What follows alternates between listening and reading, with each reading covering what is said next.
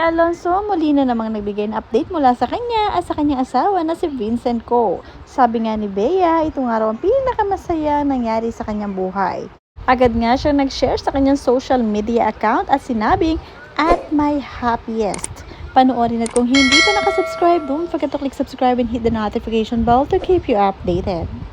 At dahil dyan, nakita nga rin sila ni Heart Evangelista ang kanyang kaibigan sa klinik ni Dr. Ivy. Talaga namang sobrang saya nila para kay Bea Alonso.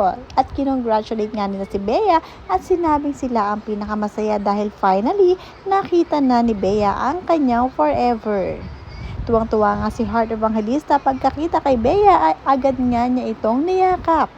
Hindi nga sila makapaniwala sa pasabog ni Bea Alonso na siya ay kasal na dahil iilan lamang sa talagang malalapit na kaibigan ni Bea ang nakakaalam nito. Kaya naman ngayon na alam na ng marami ay isinelebrate din nila ito kasama si Doc AV. So for today's injection, we want to get... Oh my gosh!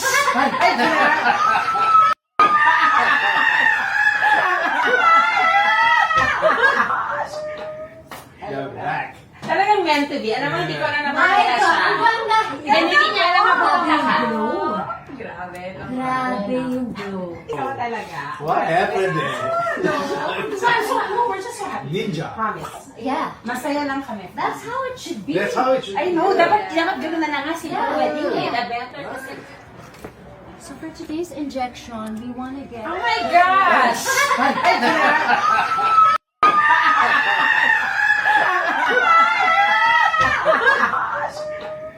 You're back. Talagang meant to be. Alam mo, hindi ko na naman Ay, kaya siya. ang ganda! Hindi niya alam ang pagkaka. Glow.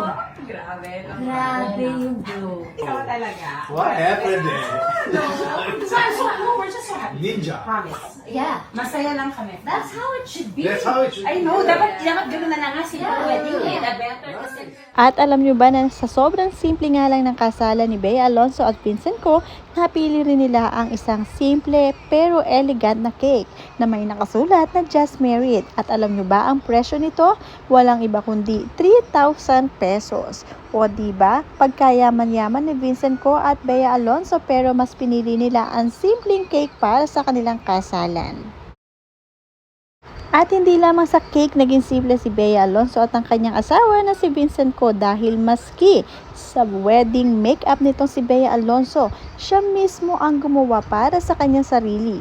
Hindi na tumawag ng kung sino-sinong makeup artist dahil mas gusto raw ni Bea ay mas personalize ang magiging kanyang kasalan. Simple, siya mismo ang nag-ayos pero sa totoo lamang wala naman ang aayusin sa mukha ni Bea dahil kahit nga wala itong makeup ay napakaganda nga niya.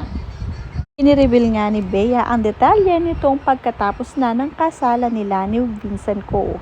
Sabi nga niya, "It felt more personal for such a special moment." At tumawag na lamang siya ng talagang maaasahang hairstylist dahil gusto nga niya ay plakadong-plakado ang kanyang buhok kaya naman waging-wagi ang naging hairstyle niya sa kanyang kasal.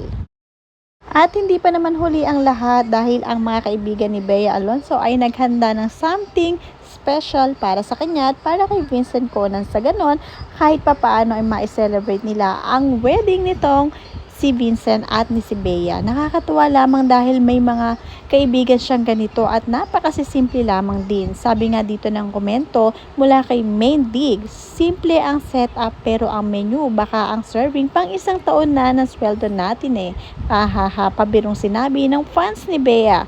At mula naman kay Marian Hipulan, pag mayaman na civil wedding ay simple lang, ayaw ng mag-arayan, dapat tularan, di kailangan ng magarbo. Pero pag mahirap na civil wedding ay okay lang, budget or walang budget, edi meow.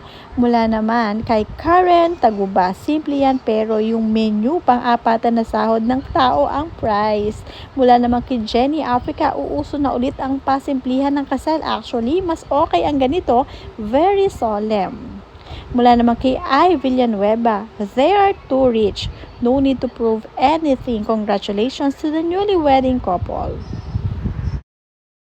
Mula naman kay Cheryl, tagahanga na mag-asawang ko, mas okay yung simple. Dami-dami nating nakikitang sobrang bongga ang ending divorce. Sa boto ako, dito sa simpleng wedding ang importante, nagmamahala. At ipinasilip nga nila ang menu para sa kanilang reception sa kanilang kasalan. Talagang bonggang-bongga ang mga nasa menu, hindi basta-basta dahil talaga namang ang couple ay mayayaman. Hanggang ngayon nga ay may nagpapadala pa din ng bulaklak kay Bea Alonso para siya ay batiin at i-congratulate ng happy wedding dahil talaga namang si Bea ay star talaga namang sa mga pelikula. Ay sikat na sikat ito kaya naman di pwedeng mawala ang mga pagpapadala ng magagarbong flowers para sa kanya. Mula naman kay Lizelle Kabatingan, hindi pa rin yan masasabi na simple kasi hindi basta-basta ang price ng menu at venue. Ang design naman sabihin na simple pero wag ka ang mahal ng presyo niyan. But it's okay, the important is kinasal na sila. Wala naman kay Jan Santiago, mayaman na kasi sila, nothing to prove, gusto lang nilang makasal, may papel. Mula naman kay Pilapil Rosel, kasi sa gitna niyan, pera talaga, may agreement yan sa kayamanan. Mula naman kay Lourdes Fernando, congratulations Bea and Vincent, God bless your union. Mula naman kay Noni Ramos, grabe parang kinawawa naman ng bride, okay lang sana kung mga simpleng tao, well, kung may kasunod na yung granding kasalan, fine. Mula na, iba-iba talaga ang komento ng mga netizens, may pro Bea dahil simple ang kasal, meron naman din na mas gusto ay magarbo. Mula naman kay Hazel Ortega, gusto nila maging simple lang. Totoo po ba ito? Nakinasal na sila? Yes, totoo po. At si Bea na po mismo ang nag-confirm at nagsishare din siya ng mga moments nila sa kasalan sa kanyang social media account. Mula naman kay Mary Grace Fortaleza, congratulations to both of you. Finally, wishing you all the best and more babies to come. God bless you more. Inaabangan na nga ng mga netizens sa magiging baby ni Bea at Vincent ko dahil hindi na rin naman sila bumabata, kailangan na rin nilang mag-baby na.